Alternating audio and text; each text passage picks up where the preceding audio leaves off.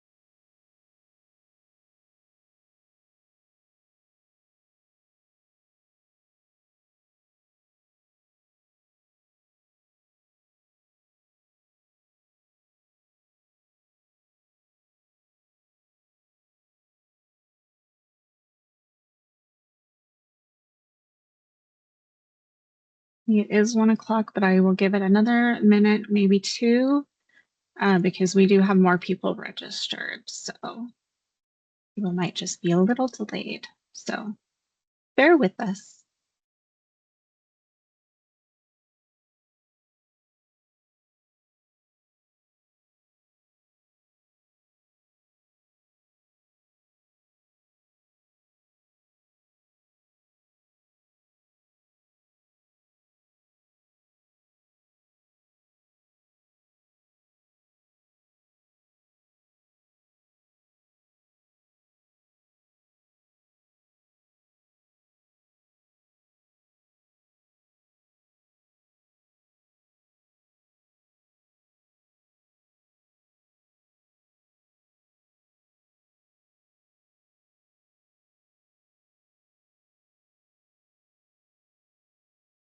Okay, we can go ahead and get started with just the housekeeping items.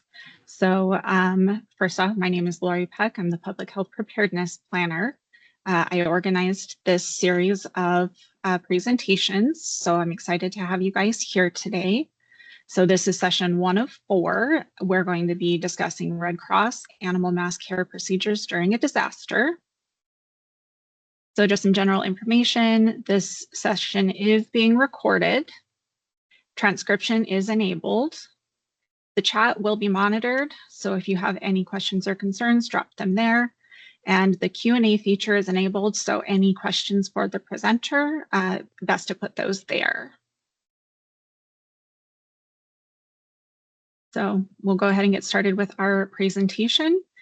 We have with us Adam Fink, who is the Community Disaster Program Manager for East Idaho. So I will go ahead and stop sharing and let you take over, Adam.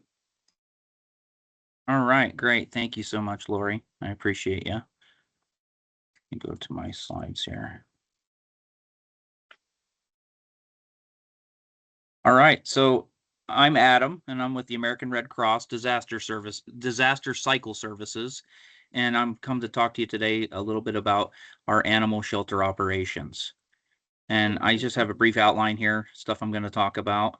I'm going to talk a little about the Red Cross, our lines of service, disaster services, and our concept of operations, and then a little bit about Red Cross shelters in general and how everyone's welcome at our shelters. And then I'm going to dive into our pet services there in conclusion. And moving on. So our mission here at the Red Cross, one that I'm really passionate about, is we do prevent and alleviate human suffering in the face of emergencies, and by mobilizing the power of our volunteers and the generosity of our donors.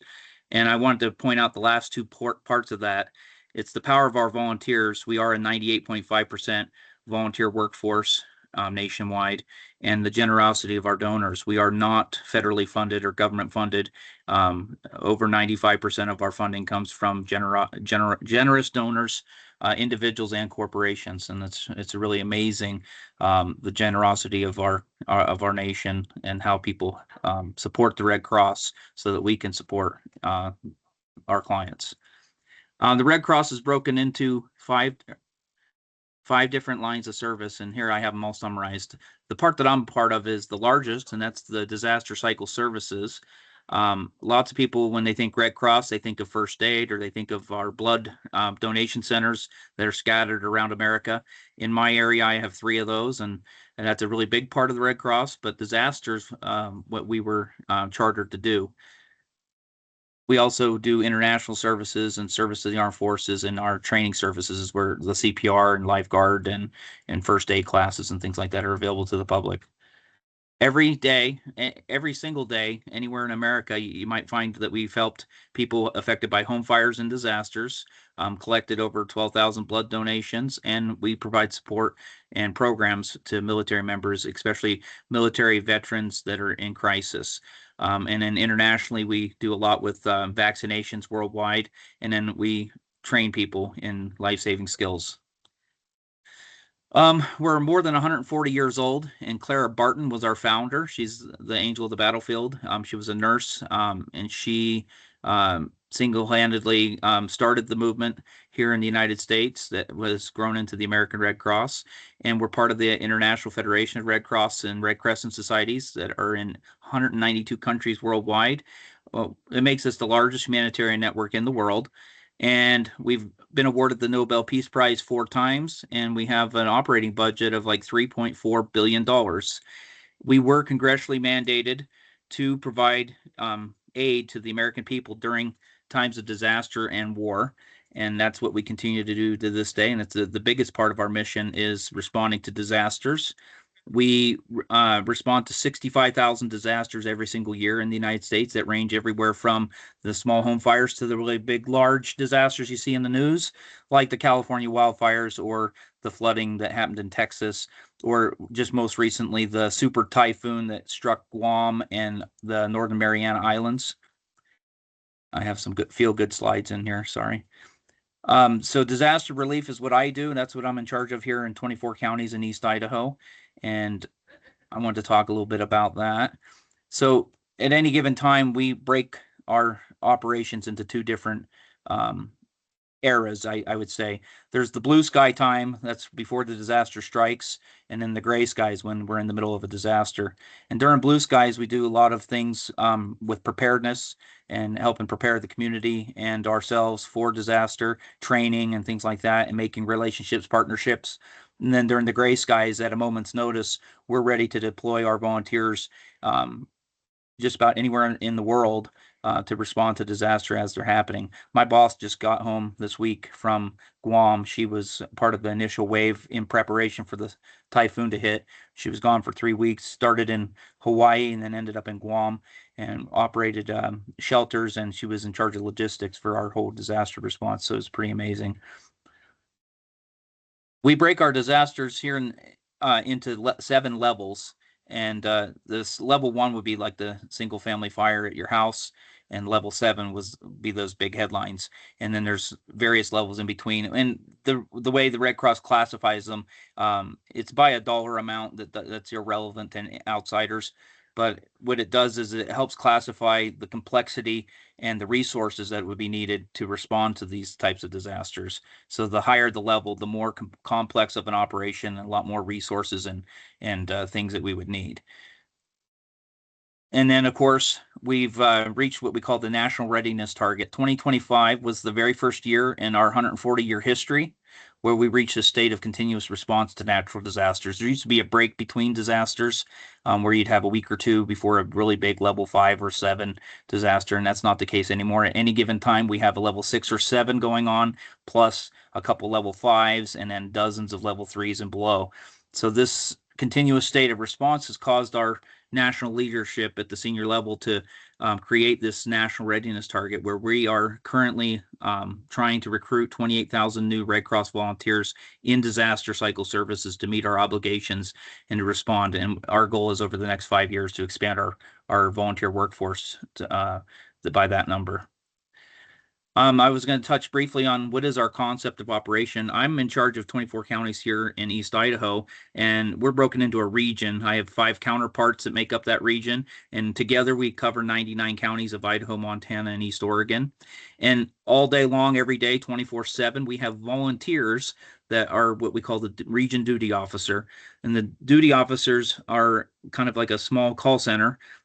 We pass the phone back and forth between the volunteers, and they take all the inbound calls from the National Red Cross or from clients, or for anyone that calls the Red Cross looking for aid during disaster.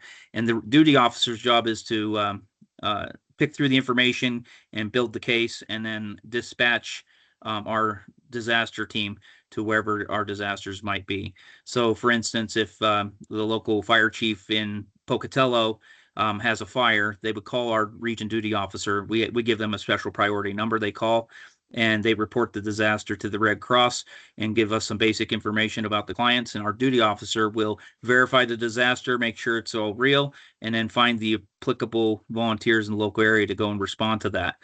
And then we try to respond to most disasters within 2 to 4 hours. And in that process, sometimes a disaster is much bigger than the initial call, and that's where someone like myself, it gets escalated to me, the staff member here in the local area, and also our region disaster officer that's in charge of the entire area. And that's where we would potentially lead into shelter operations if it's a larger disaster that just one small team can't handle.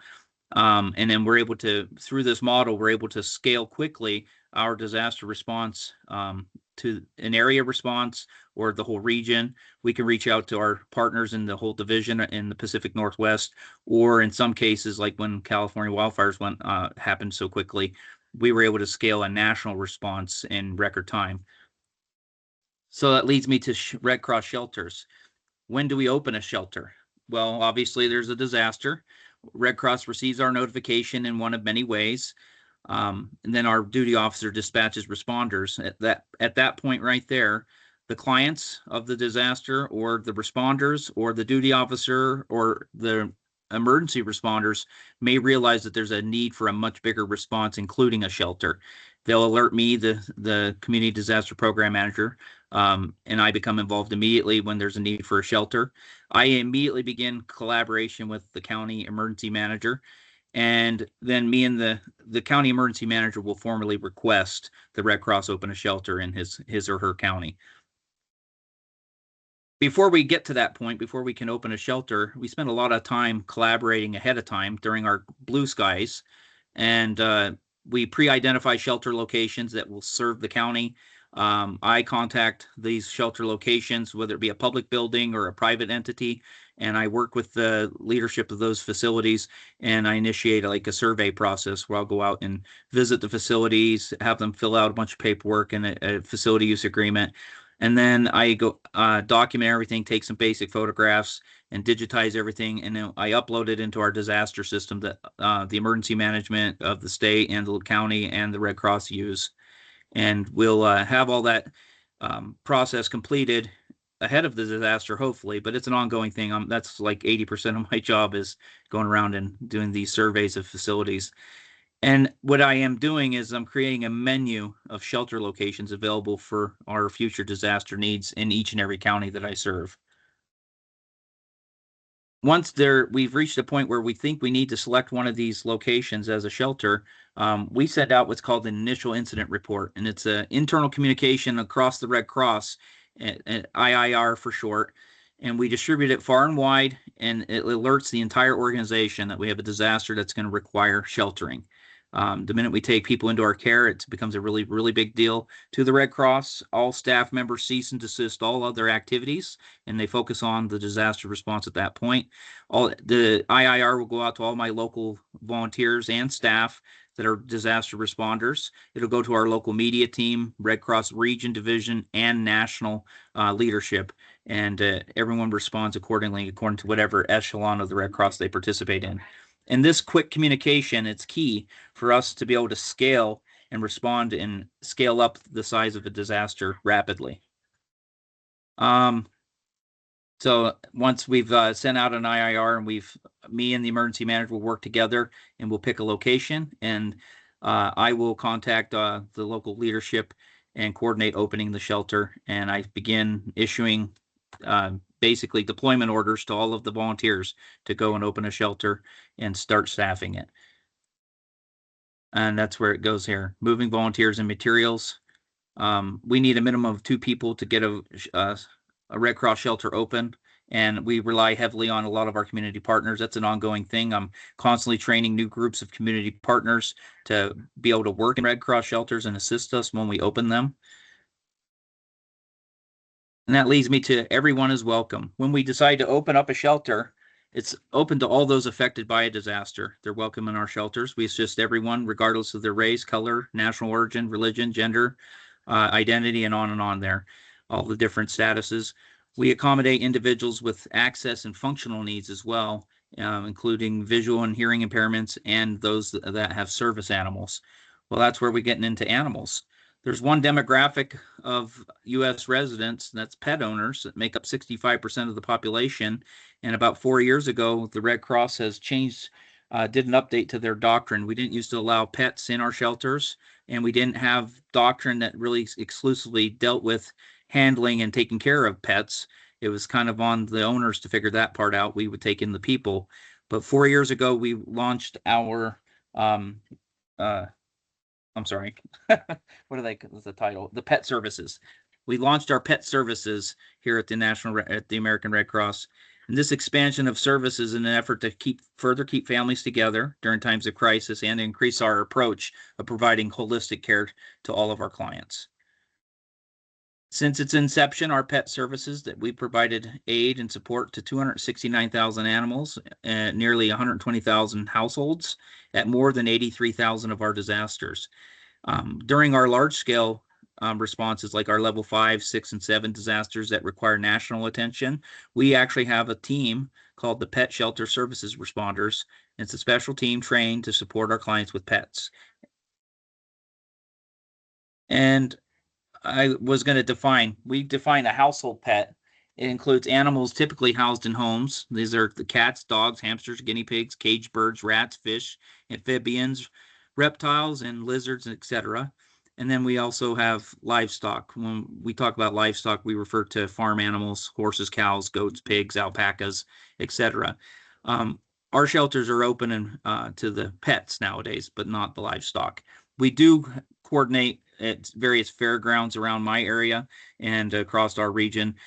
We do have plans in place whenever there is disasters, especially wildfires in our area, to help farmers and ranchers and take care of their livestock. And lots of my volunteers have been involved in livestock evacuation operations, especially some that happened, I think, last year in Oregon. So our pet doctrine. The Red Cross, we do co-locate household pets at our shelters when feasible. They're not allowed in our dormitory space. They're not allowed in the food preparation, serving, eating areas, or any health services areas, or anything designated for child recreation, or etc. So they will have a spot in the shelter. It will be segregated. And then if it's not possible to house sheltering, we do try to partner with partner agencies and find facilities nearby the shelter that we can house everyone's pets at. So it's an ongoing thing, a relationship that we're continuing to develop. During emergency evacuation, however, when other solutions aren't available, we will take pets in the shelter, cohabitating with the humans until the emergency passes. Like an example would be a wildfire or a really bad flood. We're not going to leave animals out in the cold or out in the flood.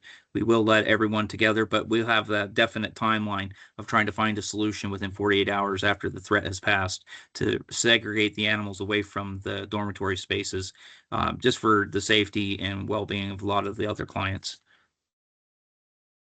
And then we do have lots of partners nationally. We have the American Humane Society, the ASPCA, and many other animal welfare organizations.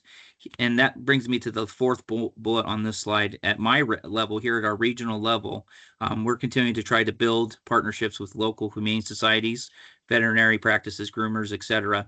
Just anyone that can help us in the care of the pets that end up at our shelters when we have a need. A lot of you on the call today are represent those types of agencies and organizations.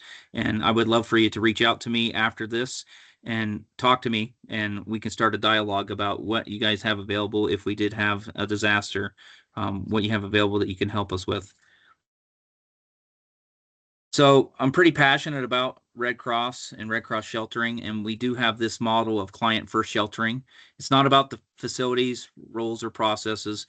We're here to support people and animals who need our help. Our main goal is to show compassion and make you feel important, and we need to work to understand and meet your individual needs if you're at one of our shelters, if you're our client. And our aim is to help each person move to a more sustainable location for their recovery. We start every shelter with trying to shut down the shelter. So we have that forward thinking in mind. Take care of the people and think about shutting down the shelter the minute we open one. And that helps us really keep everyone focused on shelter transition. And so our commitment as shelter workers is to take care of the shelter needs of people affected by by disasters. And we're committed to providing shelter on an interim basis. It's not a permanent thing until our clients are able to arrange for their own recovery. That's what we're here for. It's a huge part of our mission at the Red Cross, and I am fully dedicated and I can answer questions.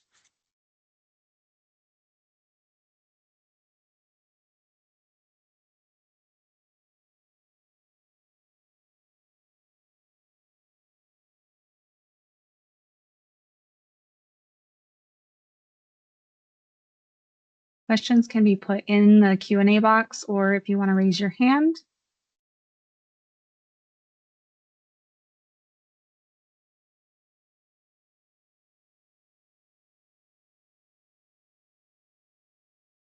Well, I just have to say, I'm not a grand orator, and I flew through my presentation a lot faster than I had thought I would. And so uh, sorry if I speeded through that.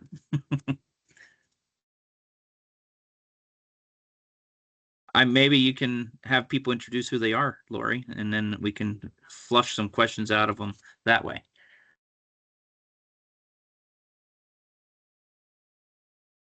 We do have a question in the chat. Okay. What is the best way to contact you if we can help? Is there a good email address and phone number? And Michelle can go ahead and put that in the chat. All right, and there it is. Along with some links to some other things. So there's Adam's contact information, and then public health preparedness, and then some registration information and a feedback survey. So best thing to do is just to call you, correct? Yeah, they can call, they can email me. I make time at any time for anyone, so I'm here full time doing this disaster work. So call me. I don't work after 5:30 usually, unless there's a disaster.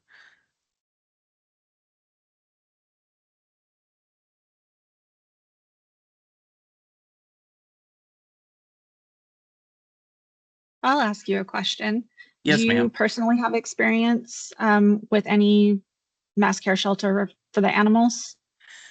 For the animals, I personally don't. A lot of my counterparts do. I'm pretty new to the Red Cross. I spent my first year getting through all of our training and learning all the different programs and things like that, and then putting together presentations a lot. A lot of my information is secondhand, but I did open a shelter in Missoula, Montana. Or I'm sorry, not Missoula. That's where I'm going next week. In Helena, Montana. In the middle of the night one night, they called, and my counterpart there had like 4 or 5 shelters happening due to flooding and just needed an extra person. So I got tasked with moving into that area and helping them get a shelter open. So I did most of the coordination by phone on my drive up there. And by the time I got there, they were ready to shut the shelter down because it was not needed after all. So it was kind of amazing. But I haven't had any animal, just my counterpart Katie over in Ontario had several farmers with lots of livestock. A lot of our Red Cross volunteers, they didn't miss a beat. They found trailers and trucks, and they started moving livestock to the local fairgrounds during one of her fires. And so we quickly built a partnership with the fairgrounds and a lot of volunteers and fellow ranchers and neighbors, and we're able to move everyone's livestock out of the way of a pretty good wildfire they were having at the time. So that's about all I got going on there. And do you have agreements with fairgrounds in all of the counties that you oversee? We're pursuing those. That's correct.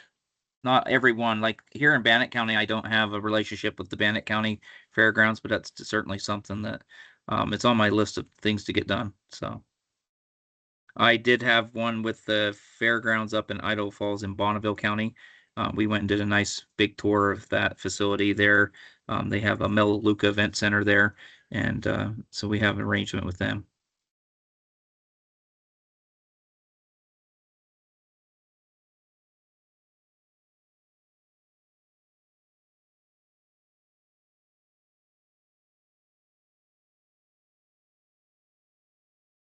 I'll just continue asking you questions because I always have so many. Okay. Um, for your counterparts who have opened shelters, are there any like lessons learned that they share with the community? Anything that we could like read the outcomes, the experiences? Um, so I think mainly the lessons learned are um, to have a designated pet area inside of a shelter. And if it's not possible, we try to find something right nearby. And one of the main lessons learned for Red Cross shelter workers is that the owners of the pets or animals that come to our shelters are responsible for them to um, to make the to make that distinction early on, because otherwise shelter workers find all they're doing is actually taking care of and cleaning up after animals, and when our work is supposed to be with the humans. So we do try to find helpers that are dedicated, and I understand that you are working on building your medical reserve corps to have a component that acts as shelter workers for animals. And so we would reach out to you and your group if we did have a large number of animals at one of our shelters to maybe reach out and assist us. So definitely segregating the responsibility for the animals is definitely on the owners of the animals, and to keep them separate from the dormitory spaces, because some people do have allergies and there are health concerns whenever you bring lots of animals into the sleeping spaces of all the humans. So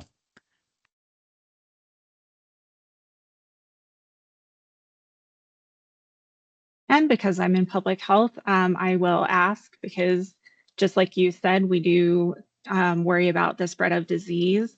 Are there designated areas for the pets to relieve themselves that are kept separate from where children may play? yes, that there's actually, I'm glad you brought that up. That's part of the actual doctrine, is to provide a separate area. And so what that would look like is if there was, say, a grassy area near a shelter, they would rope off and or designate a pet relief area to help keep the children out of it. And then the other thing that's really of concern is the spread of disease amongst the pets. A lot of animals, like at a dog park, a lot of animals come into the same space to relieve themselves. We'd have to worry about vaccinations and things like that. So that's definitely something that would be brought up by our pet services people at a larger scale disaster. They would definitely address the vaccinations and the health of the animals, that component. Um, the other thing is they'll purchase lots of the crates to be able to crate animals during inside the shelter to keep them from fighting or not getting along and things like that, and also to help keep your pet safe from people that it might the pet's going through a lot of stress at a shelter, and the behavior could be animal under stress can bite or get upset and traumatized or whatnot. So having a separate space for the animal itself. So Red Cross is known for providing all those crates and things like that as needed at one of our shelters. And then food and supplies, we would provide all the food and supplies for animals. So just about anything, any consideration, we try to take care of animals as good as we do the humans.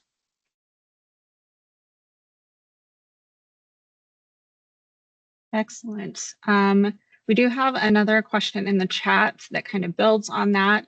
Have there been actual incidents of dog bites or zoonotic disease transmission at Red Cross shelters? I really couldn't tell you. It's just something that's common sense. Um, I'm I don't know. We have, like I said, 65,000 disasters every single year and dozens of large scale national responses that happen every single year. I imagine that it could have happened somewhere, but our specially trained pet services people deploy to every single one of our level 5 and above disasters when there's a need for help and take care of the animals. And that's definitely some of the things that they would have more information on.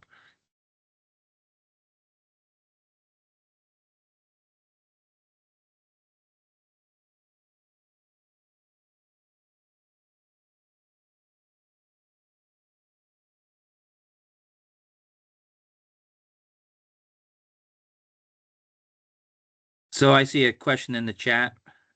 Um, would you please describe what types of assistance you would need from veterinarians during a crisis situation?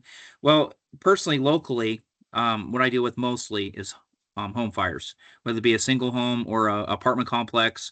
And a lot of the time, the animals are captured or trapped in the fire, and many of them perish in the fires.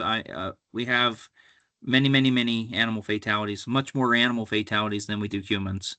And I think my last fatality in a fire locally in East Idaho was in October, and it was over in Burley. But I think just about I just responded to a fire last Saturday in Idaho Falls, and they had one animal perish and two survived, but then one was so stressed they moved to a motel for a couple of days, and one of the animals got escaped and disappeared from the motel. So the animal was probably definitely under stress and experienced trauma from being unhoused and the fire itself. A lot of times animals suffer from smoke inhalation and or burns or just straight trauma. So just having a veterinarian be able to look over an animal, give it a wellness check, that could be a huge asset if we have any families that are affected by disaster. Sometimes we don't even open a shelter. It's just one family. And we provide what we call immediate response, where we'll give them a large cash payment, enter them into our system, and provide like disaster counseling services and transition recovery services.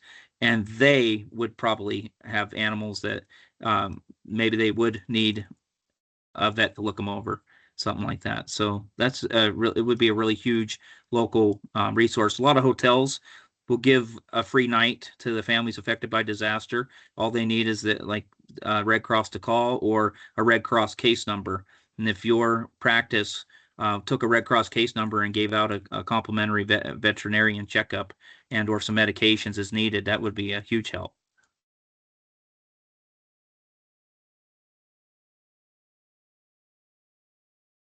Another thing that would be very helpful for during disasters is everything from doggy daycare, people that lose their homes and they're staying in a motel or with a family friend.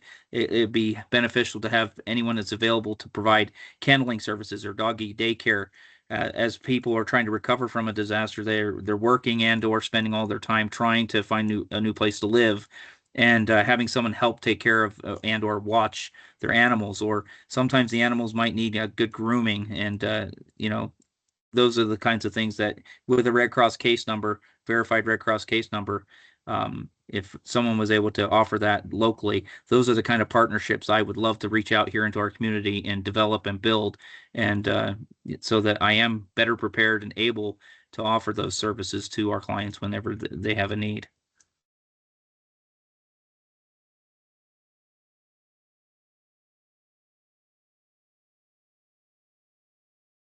In a mass care shelter, would you have a need for the veterinarians maybe to come and do like routine screenings of the animals, That would maybe be vaccinate amazing. ones that don't have proof, things like that? Is that kind of a standard procedure or?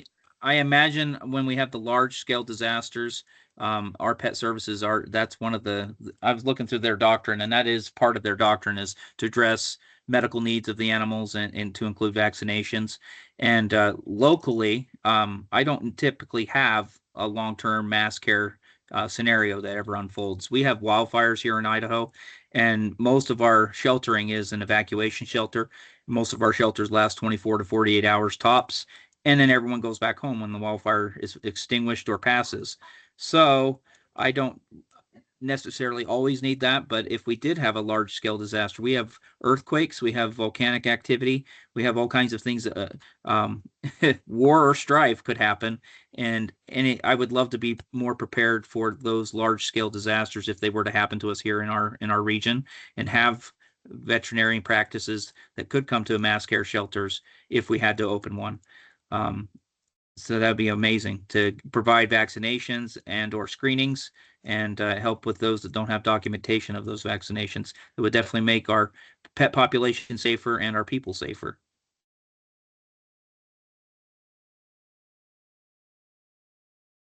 Now, when we volunteer at the Red Cross, I tell all of my volunteers that there's no expectation. I don't expect them to take the call every single time. I don't give them a bare minimum number of hours to donate their time. Everything's at will and as you're available, and that would go the same for anyone that offered their services of their practice or of their organization. We don't call expecting anything. We're very gracious and we're very thankful when people do step in to help, and we understand when people can't help. It's okay to say no to us at the Red Cross, but it's we love the phrase "let's get to yes." I would love to build an amazing network of providers to help if we needed to, and you may not be able to say yes every time, but when you can, that would help us get to yes. So that there's that reach out to me. I would love to talk more.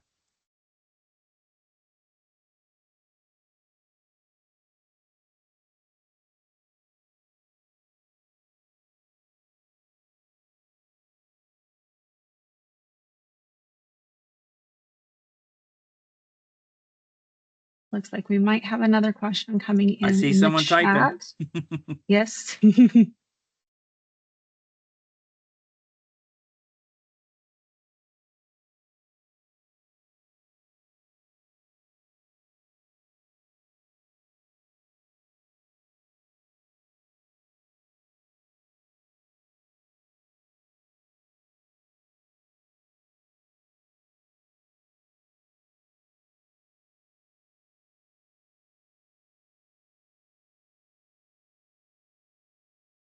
Okay, so you have a foster-based rescue. You have a little bit of space where animals can be housed, but might not have the right size crate on hand or certain food or medications immediately on hand.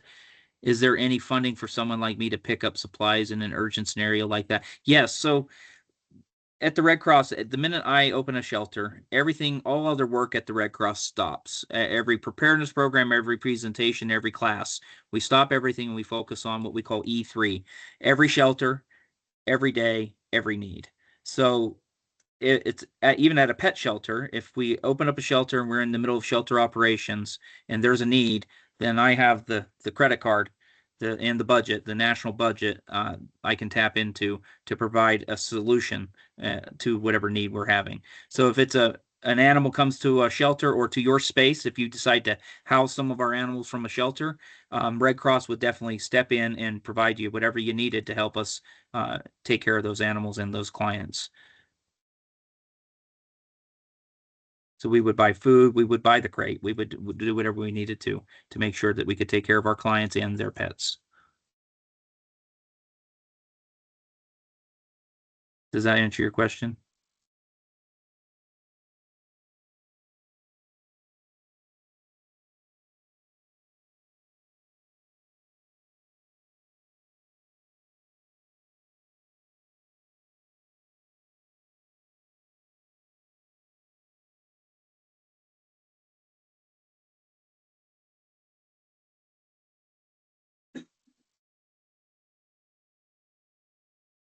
Do you have any more questions then, Lori?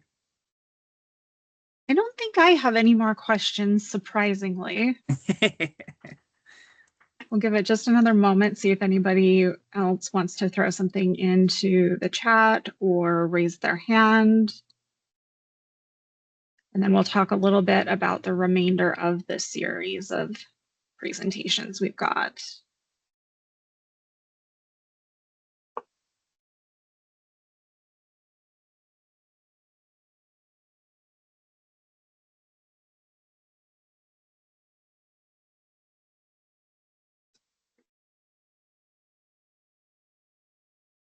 Okay, I don't see anybody else typing. Thank you so much, Adam, for being here and presenting on this. This was a really great presentation. I appreciate you. Well, I hope I've And then, answered some questions for some people. Thank you, Lori, for having me. yeah, of course.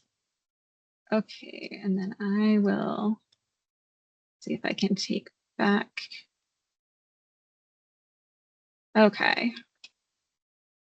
So I just wanted to talk about our upcoming sessions. We do have 3 more sessions in this series throughout the month. So the next session is going to kind of play off of this one. So we're going to talk about founding an animal medical reserve corps for Southeastern Idaho, which would be more focused on the short-term, small-scale housing. So kind of filling that little gap between what happens on a smaller scale or something that is just a rapid thing, and then the actual mass care shelters being opened. So that's going to be a bit of a presentation about what public health is, what public health preparedness is, why we care about pets, and then kind of an open dialogue workshop to decide what that program would look like. And then the next 2 presentations are going to be about zoonotic disease. That's the diseases that can be transmitted from animals to humans. So on May 20th, we're going to talk about current zoonotic disease threats in the area. And then on the 27th, we'll talk about zoonotic diseases that are being monitored because they have a potential pandemic effect. And appreciate everybody attending the session today. Here is Adam's contact information again. We would also appreciate if you, I cannot spell, if you would appreciate if you could do the feedback survey for us. The left-hand QR code, or it is also in the chat. And if you could scan the one on the right, that'll take you to the registration for the other sessions. You do have to register for each session individually. We could not get it set up to where you just had to register once for all 4 sessions, unfortunately. So I apologize that that's a little bit tedious to do that, but we hope that you will join us for our other sessions. And if you have any additional questions, concerns, go ahead and email us at preparedness@sif.id.gov or give us a call at that phone number. And we will hope to see you next time. Does anybody have any questions at this point?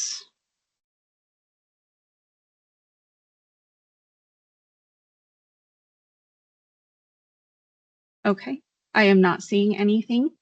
So I will leave this slide up for just another moment so you can make sure that you get those codes. And then we will see you next time. Thank you.